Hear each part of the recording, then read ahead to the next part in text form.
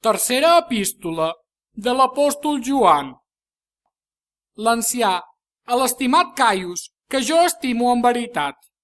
Estimat, et desitjo que siguis prosperat en totes les coses i tinguis bona salut, així com prospera la teva ànima, perquè em vaig alegrar molt quan van venir germans i van donar testimoni de la teva veritat, de com camines en la veritat.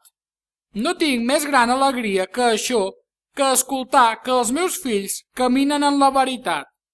Estimat, actues fidelment en el que fas pels germans i pels estrangers, que van donar testimoni del teu amor davant de l'Església.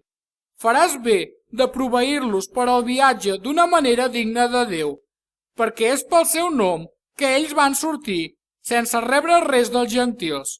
Nosaltres, doncs, hem de rebre els tals homes a fi que siguem cooperadors a favor de la veritat. Vaig escriure a l'Església, però Diòtrefes, que vol ser el primer d'ells, no ens accepta. Per això, si vinc, li retrauré les obres que fa. Xerra contra nosaltres amb paraules dolentes i, no satisfet amb això, ell no accepta els germans i ho impedeix als qui ho volen fer i els expulsa de l'Església. Estimat, no imitis allò que és dolent, sinó el que és bo. El qui fa el bé és de Déu, però el qui fa el mal no ha vist Déu.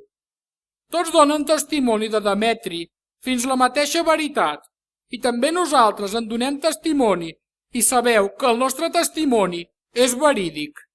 Tenia moltes coses a escriure't, però no vull escriure't amb tinta i ploma. Espero veure't de seguit i parlarem cara a cara. La pau sigui amb tu. Et saluden els amics. Saluda els amics pel nom.